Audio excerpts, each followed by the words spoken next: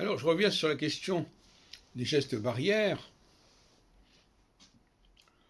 Vous savez qu'avant qu'on mette il y a une certaine époque, au début de la pandémie, on insistait beaucoup sur les gestes barrières. Il y avait même des signalisations, des panneaux nous rappelant les gestes barrières.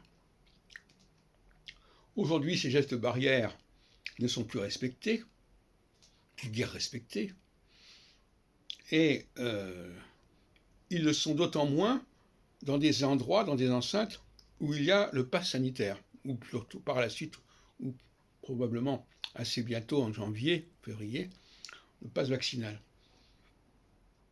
Je crois que c'est une grave erreur. Cela dit, je comprends que ça puisse faire problème. Mais quand je me promène encore aujourd'hui dans le quartier de Beaubourg, je vois des centaines de personnes attablées, parlant, discutant sans masque, et ça me pose problème, franchement. Pourquoi ? Parce que ça veut dire que ces gens-là font comme si de rien n'était. Et ce que je voudrais dire surtout, c'est que les gestes barrières responsabilisent la personne. À chaque instant, elle se dit « je fais attention ». Je fais attention comment je me comporte, comment je me situe. Alors que le pass sanitaire dispense de faire attention. Donc il déresponsabilise quelque part. Alors certains diront « ah oui, mais vous comprenez, nous on a passé les tests, on a fait les vaccins, donc on est responsable ». Ben non, on n'est pas responsable. Parce que être responsable, c'est d'abord, alors c'est bien de se reposer sur le vaccin, mais c'est aussi se dire qu'il y a des choses à ne pas faire.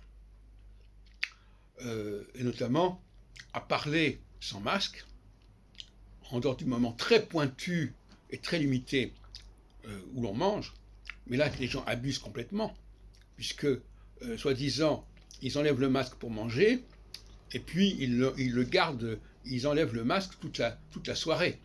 Bon, alors qu'ils devraient le remettre au moment où ils arrêtent de manger ou de boire. Mais ça c'est déjà une hypocrisie assez extraordinaire. Bon. Donc il y a des gens effectivement pour qui ces gestes barrières ne coûtent pas énormément, sont généralement des gens qui sont des intellectuels, des chercheurs, qui n'ont pas un énorme besoin de sociabilité, de grégarité, de promiscuité, et qui par conséquent peuvent très bien se permettre de ne pas fréquenter les gens, les groupes, et puis ils ont accès à Internet, ils peuvent faire des émissions comme moi sur Internet, ils n'ont pas besoin de rencontrer les personnes.